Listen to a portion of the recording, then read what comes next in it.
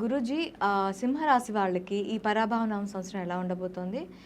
అన్ని రంగాల్లో వాళ్ళకి ముఖ్యంగా వ్యాపార రంగంలో కానీ తర్వాత రియల్ ఎస్టేట్ రంగంలో వారికి కానీ సింహరాశి వాళ్ళు ఎక్కువగా వ్యాపారాల్లో ఉంటారు. సో వీళ్ళకి ఎట్లా ఉంటుంది? తప్పకుండా అమ్మా. ముందుగా సింహరాశి ప్రేక్షకులకు అందరికీ కూడా, సింహరాశి అనే కాదు అందరికీ ఉగాది శుభ ఆశీస్సులు, పరాభావనామ సంవత్సర శుభాకాంక్షలతో.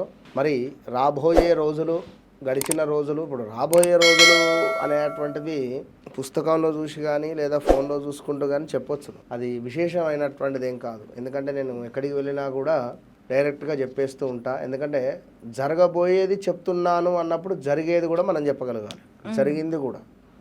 జరిగింది మనం చెబితేనే ఓకే డన్ అనేటువంటి ఆలోచన వస్తుంది. కనుక ముందుగా ఈ సింహరాశి వారికి గత 12 నెలల నుండి కూడా, సుమారుగా 11-12 నెలల నుండి కూడా వ్యవస్థ బాగాలేదు. చాలా నెగిటివ్ ఇంపాక్ట్. ఎందుకంటే వీరి మాటే సాగాలి ఎక్కువగా. ఫస్ట్ వీరికి ఏంది అంటే నా మాటే సాగాలి, నేనే అనే విధంగా ఉంటుంది. ఆధిపత్యం చెలాయించాలి అనేటువంటి భావన అధికంగా ఉంటుంది. ఓకే, వీరి స్వేచ్ఛకు అడ్డుపడితే ఇక మనం భరించలేం.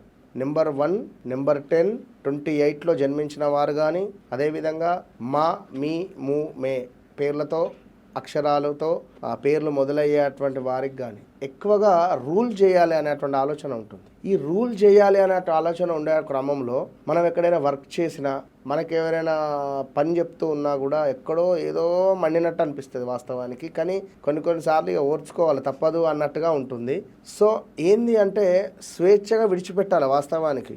ఏదో కట్టేసినట్టుగా వీళ్ళని చేసిన ఇట్లా ఇది అంటే వీళ్ళకంటూ ఒక ఐడియా ఉంటుంది, వీళ్ళకంటూ ఒక పరిస్థితి ఉంటుంది ఖచ్చితంగా.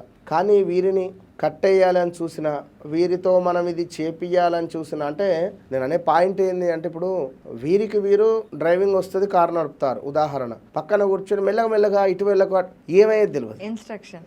కనుక వీరు 100% పర్ఫెక్ట్. వీరికి ఇన్స్ట్రక్షన్స్ ఇచ్చే క్రమంలో మంచిగా అనిపించేది. వీరికి ఆ చేసే వర్క్ మీద ఇంట్రెస్ట్ ఉండదు ఫస్ట్ ఆఫ్ ఆల్. కనుక మరి అలాంటి సందర్భాలు కలిగినటువంటి వారు సింహరాశి వారు